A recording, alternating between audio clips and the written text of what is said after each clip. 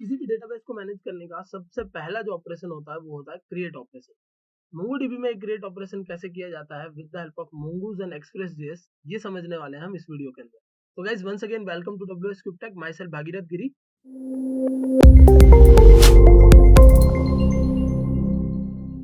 और चलिए शुरू करते हैं और समझते हैं कि कैसे हम लोग इंसर्ट ऑपरेशन को या क्रिएट ऑपरेशन को परफॉर्म करेंगे मोंगोडीबी की हेल्प से।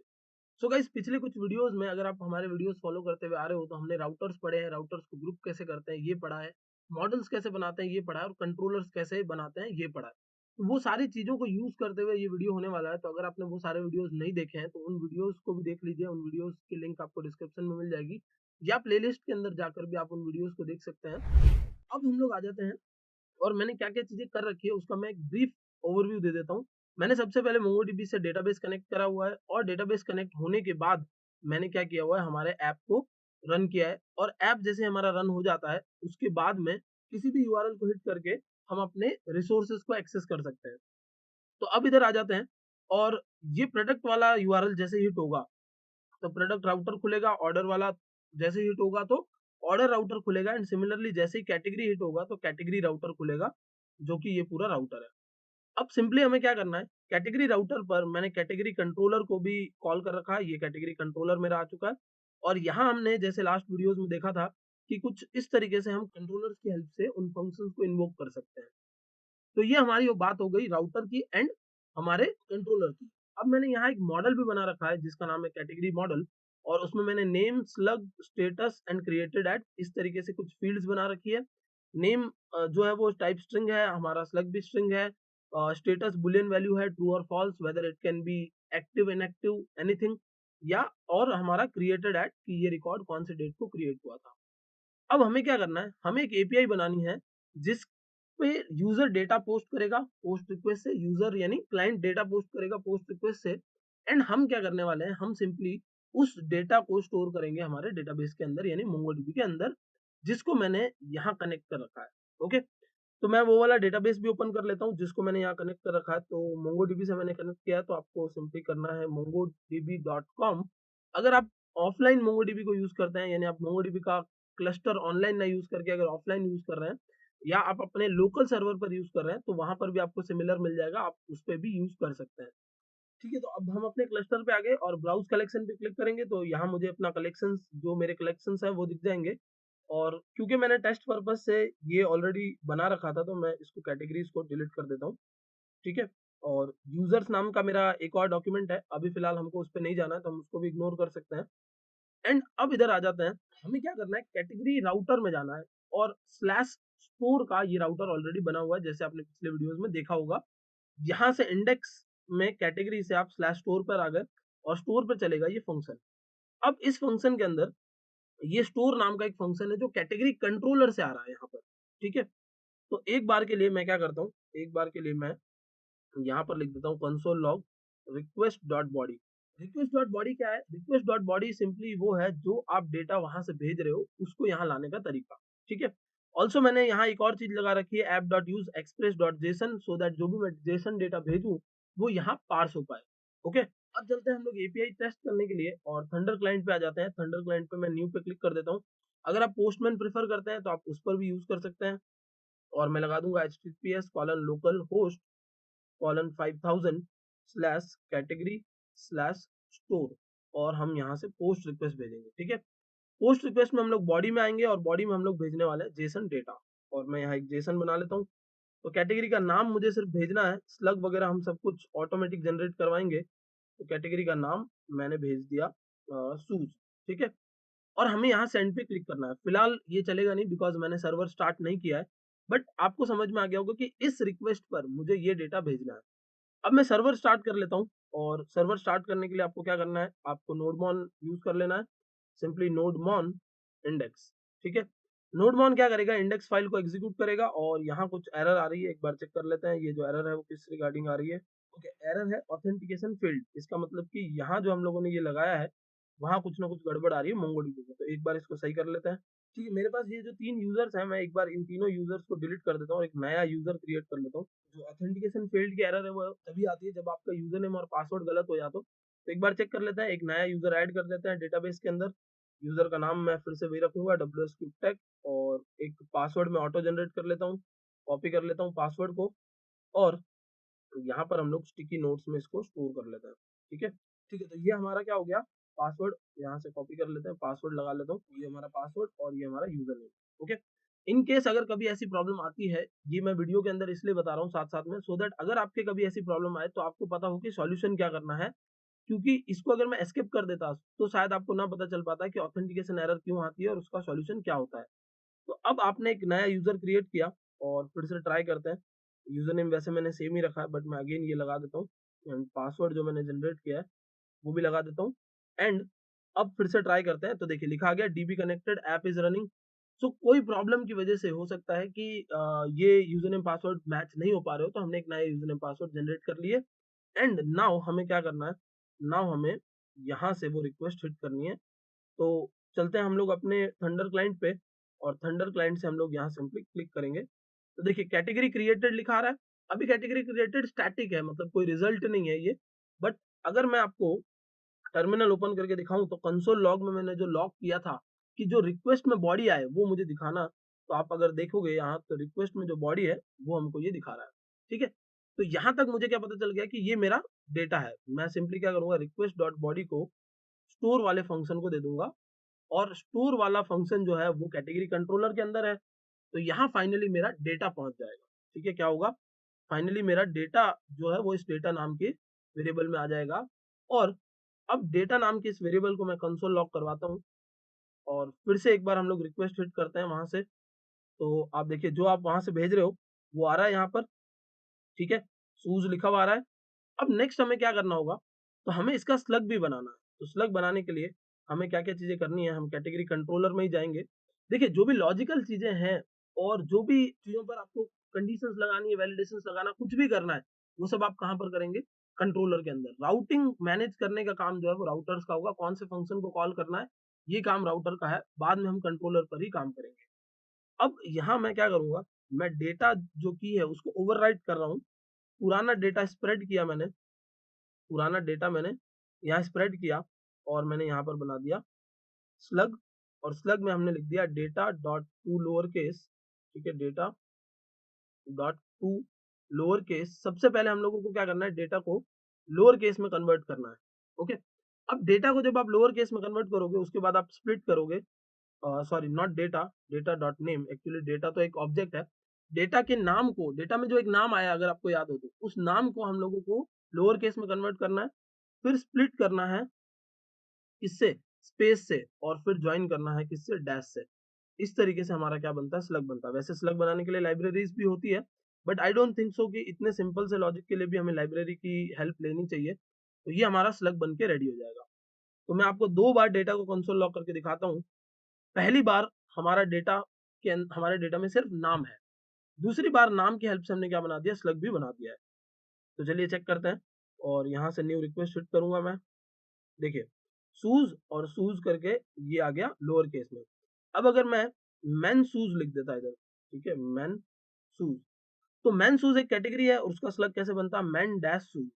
सिंपल सा हमने क्या फंडा लगाया है, सिंपल सा लॉजिक हमने क्या लगाया है कि आप जहां जहां आपको स्पेस दिखे उससे आप क्या करो, उसको एक तरीके से डैश बना दो। मतलब कि पहले स्ट्रिंग को एरे में कन्वर्ट किया, फिर एरे को वापस स्ट्रिंग में कन्वर्ट किया, और अब आपके पास फाइनली ये डेटा आ चुका है। So what is the next step, next step आपका ये है कि जो मॉडल आपने बनाया था उस मॉडल को वहां से एक्सपोर्ट करके आपको यहाँ इंपोर्ट कर लेना है। ठीक है, तो ये मॉडल आपका आ चुका है, एंड आपको सिंपली क्या करना होगा, इस मॉडल की हेल्प से एक नया ऑब्जेक्ट या नया एक इंस्टेंट बनाना है। तो आपने लिखा constant, and constant category is equals to new category model, और न्यू कैटेगरी मॉडल में आपने क्या किया, अपना डेटा स्प्रेड कर दिया। ठीक है, न्यू कैटेगरी मॉडल में आपने अपना डेटा स्प्रेड करवा दिया, यानी एक ऑब्जेक्ट डाला और उसमें डेटा स्प्रेड कर दिया। देखिए हमने क्या ध्यान रखा, मैं आपको एक और चीज बता देता हूँ कि हमने कैटेगरी मॉडल जो बनाया था, कैटेगरी का जो स्कीमा था उसमें नेम नाम की थी और स्लग नाम से की थी। हमने डेटा भेजा भी उसी नाम से है, और स्लग भी हमने उसी नाम से बनाया है, सो दैट मेरे लिए इजी हो जाए, मुझे मैपिंग ना करनी पड़े कि मैंने यूजर नेम लिखा और वहां से नेम लाया फिर मैं यहाँ मैप करूँ। मैंने सिंपली क्या किया, इस तरीके से स्प्रेड करवा दिया। जो दूसरा तरीका हो सकता था वो क्या हो सकता था, वो भी मैं बता देता हूँ साथ साथ में। तो अगर कभी आप नाम अलग-अलग भी रखते हो सो दैट आपके लिए ये काम ईज़ी रहेगा फिर भी। और यहाँ पर सेम आपको लिखना होगा new category controller sorry not controller, category model. और यहाँ पर भी मैंने गलत लिख दिया था, ये कंट्रोलर नहीं होगा, मॉडल होगा, न्यू कैटेगरी मॉडल। और इसके अंदर आप दूसरा जो तरीका है वो क्या कर सकते हो कि आप लिख सकते हो name colon data dot name, ठीक है। Similarly slug colon data dot slug, slug colon data dot slug. But ये एक्चुअली एक तरीके का टाइम वेस्ट है। या मैं कहूँ कि जब जावास्क्रिप्ट हम लोगों को एक ऐसा स्प्रेड का फीचर देता है तो हम इसको क्यों यूज करें। बट आपकी जो चॉइस है, जो आपको ज्यादा कंफर्टेबल लगता है, उन दोनों में से आप किसी को भी यूज कर सकते हो। तो हमारे पास में ये आ गया और हम सिंपली यहाँ पर क्या करेंगे, कैटेगरी डॉट सेव, कैटेगरी में हमने क्या किया, एक सेव नाम का फंक्शन कॉल किया है।